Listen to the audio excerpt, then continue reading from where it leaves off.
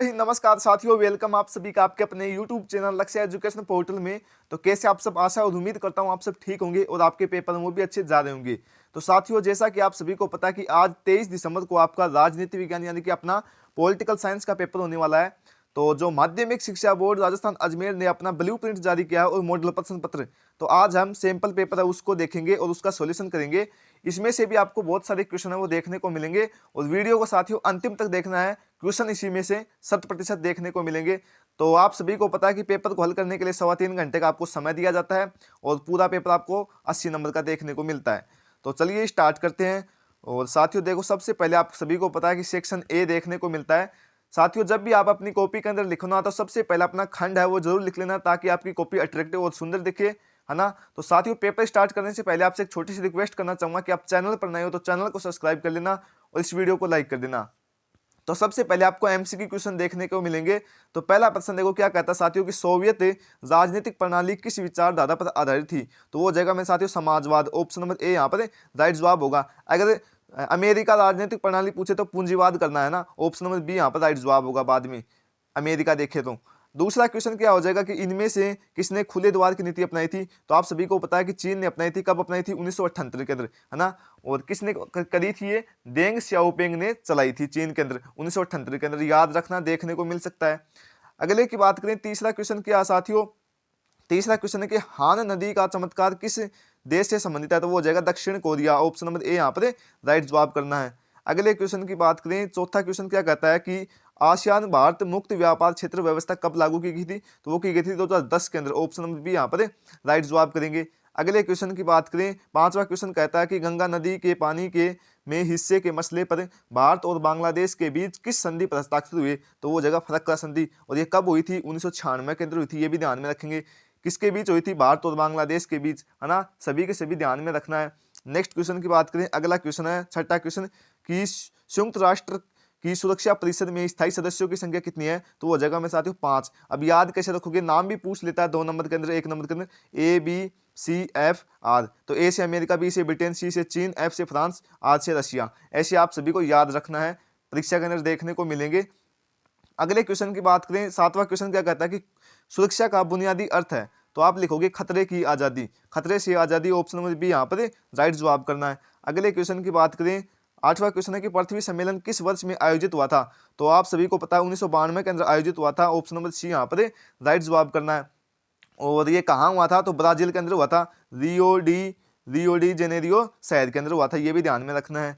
अगले क्वेश्चन की बात करें, अगला 9वां क्वेश्चन है कि किस प्रौद्योगिकी ने राष्ट्रवाद की आधारशिला रखी थी। तो छपाई की मुद्रण तकनीक ने, है ना। सभी ध्यान में रखेंगे। सभी के सभी ये क्वेश्चन कल की लाइव क्लास के अंदर कर लिए हमने, है ना। और आज भी लाइव क्लास होगी, वो भी देख लेना। अगला क्वेश्चन है 10वां क्वेश्चन, क्या कहता है कि देशी रियासतों के एकीकरण में किसने अहम भूमिका निभाई थी। तो आप सभी को पता है कि सरदार वल्लभ भाई पटेल, जिसे लोहा पुरुष के नाम से भी जाना जाता है। ऑप्शन नंबर ए यहाँ पर राइट जवाब करेंगे। अगला क्वेश्चन क्या कहता है, 11वां कि भारतीय जनसंघ का गठन कब हुआ था। 1951 के अंदर हुआ था। साथियों बहुत बार कर लिया है, तो ऑप्शन नंबर बी यहाँ पर राइट जवाब होगा। किसने स्थापना की थी? श्यामा प्रसाद मुखर्जी ने। सभी के सभी ध्यान में रखेंगे।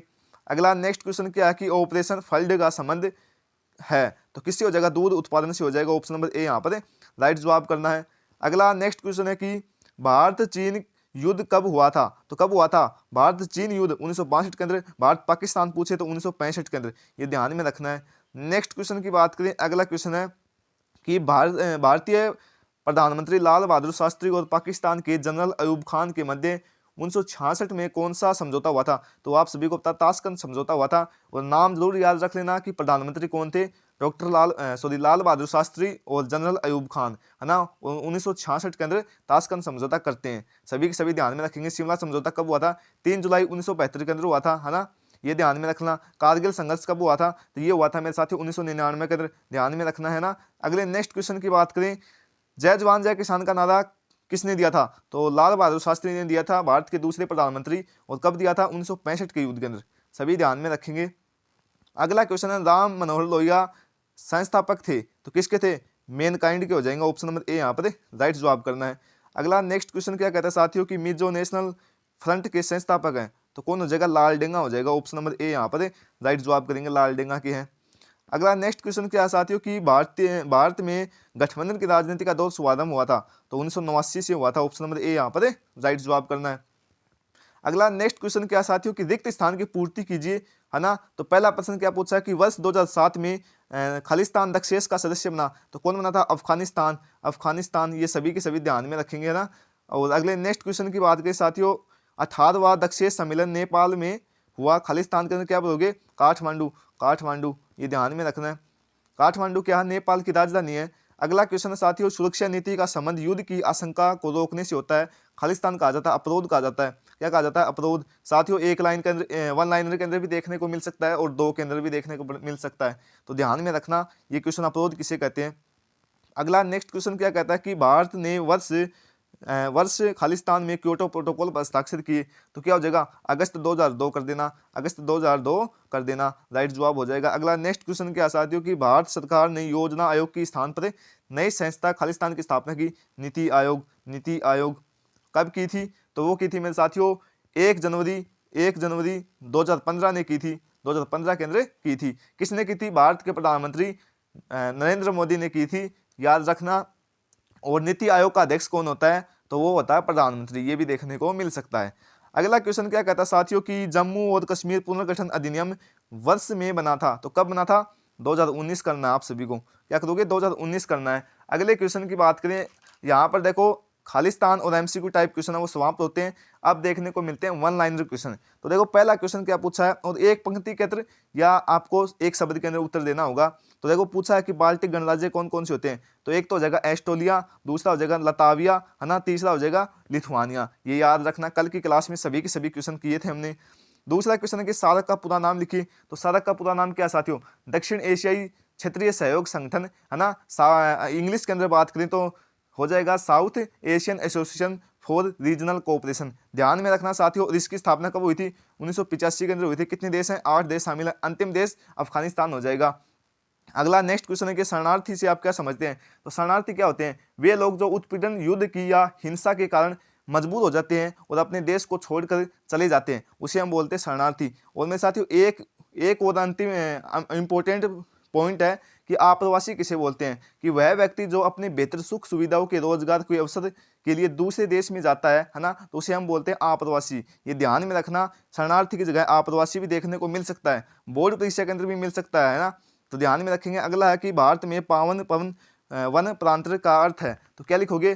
पावन वन प्रांतर का अर्थ है, सबसे पहले लिखना है। उसके बाद वह स्थान जहाँ पर वनों के कुछ हिस्सों को काटा नहीं जाता है ना। और इन स्थानों पर देवता अथवा परमात्मा का वास होता है, जिसे हम देवस्थान भी कहते हैं। और ये कहाँ से लिया हुआ है? पर्यावरण और प्राकृतिक संसाधन पाठ से लिया हुआ है।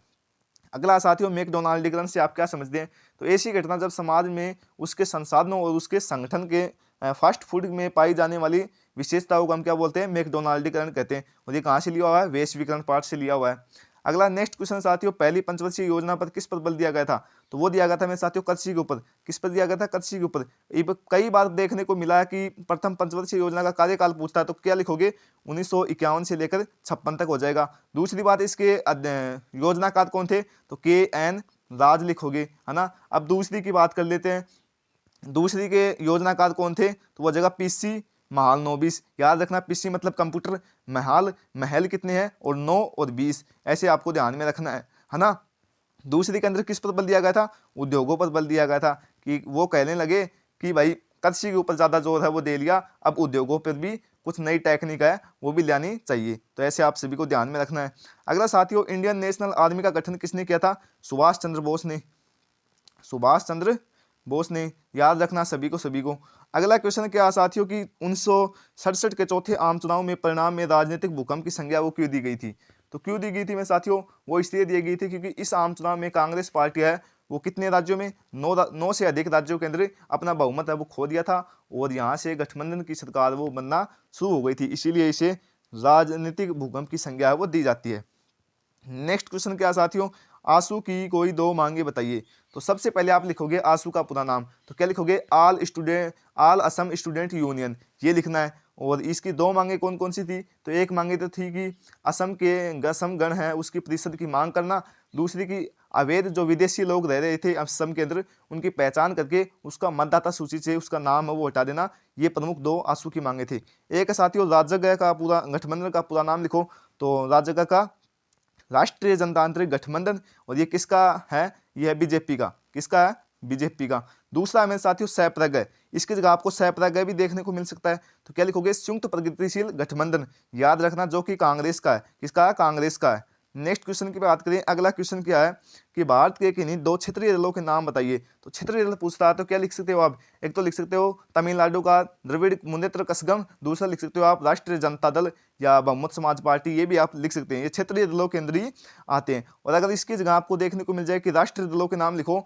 2024 की जो बोर्ड परीक्षा हुई थी उसके अंदर राष्ट्रीय दलों के नाम पूछे थे, तो एक तो लिख देना भारतीय जनता पार्टी और दूसरा कांग्रेस, है ना। नेक्स्ट क्वेश्चन की बात करें, मंडल आयोग की सिफारिशें क्या थी। तो मंडल आयोग की सिफारिशें क्या थी कि इसने जो अन्य पिछड़ा वर्ग यानी कि ओबीसी के लिए 27% की मांग की थी, ये प्रमुख इसका मुख्य कारण है। दूसरा लिख सकते हैं कि पिछड़े वर्ग को शिक्षा और रोजगार की मांग इसकी मुख्य सिफारिशें थी। नेक्स्ट यहाँ से अपना खंड ब है वो स्टार्ट होता है साथियों, और इसके अंदर आपको 50 शब्दों के अंदर उत्तर देना होता है। 2 नंबर का प्रत्येक प्रश्न देखने को मिलेगा। अब बात करते हैं साथियों पहला प्रश्न की, क्या कहता है कि भारत और नेपाल के बीच संबंधों पर टिप्पणी लिखिए। तो भारत और नेपाल के बीच संबंध है वो कैसे हैं, मधुर संबंध है ना। कोई पासपोर्ट और वीजा की आवश्यकता नहीं होती है नेपाल में जाने के लिए, और नेपाल वाले भारत है वो आ सकते हैं। अगला साथियों क्या है कि ये भारत है वो जल यानी कि जल भी देता है नेपाल को।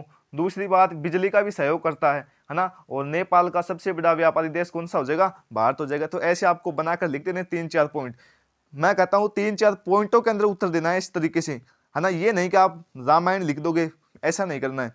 नेक्स्ट क्वेश्चन की बात करें, एमनेस्टी इंटरनेशनल से आप क्या समझते हैं। तो मेरे साथियों ये है क्या है, सव्य सेवी संगठन हो जाएगा। सव्य सेवी संगठन जो कि मानवाधिकारों से संबंधित की रक्षा करते हैं, और यह मानव अधिकारों तथा बच्चों में होने वाले शोषण का अधिकार रखते हैं, जिसे हम क्या बोलते हैं, एमनेस्टी इंटरनेशनल, जो कि हमारे अंतर्राष्ट्रीय संगठन से लिया हुआ है। दूसरा ये भी देखने को मिल सकता है कि ह्यूमन राइट वॉच क्या है, तो वो भी मेरे साथियों सभी सेवी संगठन है जो मानवाधिकारों की रक्षा से संबंधित है। ये आप सभी को ध्यान में रखना, 2 ही है मेरे साथियों मानवाधिकारों से संबंधित संगठन। अगला साथियों क्या कहता है कि भारत की सुरक्षा रणनीति के 2 घटक बताइए। तो आप क्या लिख सकते हैं, प्रादेशिक अखंडता एवं संप्रभुता, दूसरा लिख सकते हैं आप कृषि एवं खाद्य सुरक्षा। ये लिख सकते हैं। क्योटो प्रोटोकॉल कब है, क्या हुआ था, कब हुआ था, ये 1997 के अंदर हुआ था, ध्यान में रखना। जापान के कहाँ पर, क्योटो शहर के अंदर हुआ था, और इसका मुख्य उद्देश्य यही था कि जो ग्रीन हाउस गैस है उसके मुद्दे पर इसके अंदर मंथन वो किया गया था। नेक्स्ट क्वेश्चन है 8वां कि हरित क्रांति से आप क्या समझते हैं। तो हरित क्रांति क्या साथियों, हरित क्रांति के जनक कौन है, MS स्वामीनाथन जी हो जाएगा। और इसके अंदर क्या किया गया था, कृषि की पैदावार को तेजी और गुणवत्ता के लिए जो नई तकनीक लाई गई थी उसे हम हरित क्रांति के नाम से जानते हैं। अगला साथियों मिलान का सही जोड़ा है वो बनाना आपको। तो पहला प्रश्न है कि साथियों 1950 से लेकर 64 के दौरान भारत की विदेश नीतियों का लक्ष्य बताना आपको। तो क्या बताओगे इसके अंदर आप बता सकते हैं क्षेत्रीय अखंडता और संपूर्णता, रक्षा का आर्थिक विकास, ये हो जाएगा। नेक्स्ट साथियों पंचशील, तो पंचशील क्या हो जाएगा, पंचशील देखो यहाँ पर देखो, पंचशील के अंदर 5 है वो बताए गए थे, शांति पूर्ण सह अस्तित्व के 5 सिद्धांत, ये बढ़ देना। बांडुंग सम्मेलन क्या है, तो बांडुंग सम्मेलन ये रहा देखो, बांडुंग सम्मेलन 1955 के अंदर हुआ था, ये भी ध्यान में रखना, कब हुआ था, 1955 के अंदर। इसकी परिणति गुटनिरपेक्ष आंदोलन से हुई। दलाई लामा ये रहा देखो, तिब्बत के धार्मिक नेता जो सीमा पार करके भारत चले आए थे, ये आपको बढ़ना है, इसी तरीके से बढ़ना है। नेक्स्ट साथियों सिंधी गेट से आप क्या समझते हैं। तो सिंधी गेट क्या है, कांग्रेस के प्रभावशाली नेताओं के अंदर एक समूह है जिसे हम क्या बोलते हैं, सिंधी गेट बोलते हैं, है ना। और इंदिरा गांधी जी की लड़ाई किससे हुई थी, सिंधी गेट से हुई थी। ये देखो अगला है प्रेस सेंसरशिप से क्या अर्थ है। तो जब किसी राजनीतिक दल होता है किसी विशेष जानकारी अथवा सूचना को लेकर समुदाय तक पहुंचाने के लिए जो रोक लगा दी जाती है उसे हम क्या बोलते हैं, प्रेस सेंसरशिप बोलते हैं। ये आपको ध्यान में रखना है। नेक्स्ट अब आता है क्वेश्चन की पूर्वोत्तर के राज्यों पर किन्हीं 2 मुद्दों के ऊपर विचार करना है, ये आप कर लेना। नेक्स्ट साथियों भारत में गठबंधन की राजनीति पर अपने विचार लिखो। अगला साथियों दक्षिण पूर्व एशियाई राष्ट्र आसियान के ऊपर टिप्पणी लिखनी है। इसकी स्थापना कब हुई थी, 1967 के अंदर हुई थी। 5 देश इसके संस्थापक थे, है ना। वर्तमान के अंदर 10 देश शामिल हैं, ऐसे आपको लिख देना है पॉइंटों के अंदर। भारत अगला साथियों की 1970 के बाद चीनी अर्थव्यवस्था में आए परिवर्तन पर टिप्पणी लिखी है। अगला साथियों कि भारत की सुरक्षा परिषद में स्थायी सदस्य होने के पक्ष में विस्तार पत्रक दीजिए। इंपॉर्टेंट क्वेश्चन साथियों याद करके जाना है। अगला साथियों विश्व के राष्ट्रों के को अंतर्राष्ट्रीय संगठन क्यों चाहिए, ये भी इंपॉर्टेंट क्वेश्चन साथियों देखने को मिल सकता है बड़े वाले क्वेश्चन के अंदर। सोशलिस्ट पार्टी के ऊपर विचारपूर्वक लेख लिखना है, भारतीय जनसंघ पार्टी के ऊपर लेख लिखिए। नक्सलवादी आंदोलन से आप क्या समझते हैं, इंपॉर्टेंट है नक्सलवादी आंदोलन, है ना। अगला साथियों 1975 के आपातकाल की घोषणा करते हुए क्या नियम बनाए, ये भी इंपॉर्टेंट क्वेश्चन है साथियों, याद रखना। खंड दया अपना यहाँ से स्टार्ट होता है, लगभग 2.25 पेज बनने आते हैं आपको। अगला इसके अंदर क्या पूछा है कि शीत युद्ध के समय भारत और सोवियत संघ के संबंधों का वर्णन करना है, कर दोगे आराम से, इजी क्वेश्चन है। सोवियत खेमे में विघटन के घटना चक्र पर लेख लिखना है, लिख दोगे आप सभी, इंपॉर्टेंट है और इजी क्वेश्चन है ये। अगला साथियों वैश्वीकरण की आर्थिक परिणति क्या है, इसके संदर्भ में भारत पर कैसे प्रभाव डाला। साथियों जो वैश्वीकरण वाला अध्याय है ना, उसके अंदर से आपको 3 या 4 नंबर का क्वेश्चन है वो पक्का पूछा जाएगा, 3 या 4 नंबर का। इसे जरूर एक बार रीडिंग मार देना, हार्ड जरूर है लेकिन इजी भी बहुत है, तो इसको ध्यान में रखना है। इंपॉर्टेंट अध्याय है ये 3 वाले 4 वाले प्रश्नों के लिए। अगला वैश्वीकरण क्या है, वैश्वीकरण के सांस्कृतिक प्रभावों की वर्णन करना है। अगला साथियों एक मानचित्र का प्रश्न भी देखने को मिलेगा बोर्ड परीक्षा के अंदर, तो उत्तर प्रदेश, मध्य प्रदेश, महाराष्ट्र, गुजरात। सबसे पहले तो साथियों जो हमारा पहला अध्याय है ना, उसके अंदर से देखने को मिलेगा मैप वाला क्वेश्चन। तो आपको सबसे पहले तो राज्य कहाँ पर है वो आपको भरना आना चाहिए। जिसके साथियों ज्योग्राफी है ना वो तो आराम से इसको कर देगा। नेक्स्ट क्वेश्चन क्या है साथियों की मानचित्र में दर्शाइए कि पंजाब, और इजी आएगा मैप 4 नंबर का, पंजाब, राजस्थान, असम, उड़ीसा। तो ये है साथियों, तो आप देख सकते हैं ना। अगला प्रश्न पत्र यहाँ पर स्टार्ट होता है। सो साथियों आपको बताना है कि पेपर है वो कैसा है और इजी है या हार्ड, और सभी साथियों को बेस्ट ऑफ लक। तो मिलते हैं अगले नेक्स्ट वीडियो के अंदर लाइव क्लास के अंदर, तब तक के लिए जय हिंद, जय भारत, वंदे मातरम।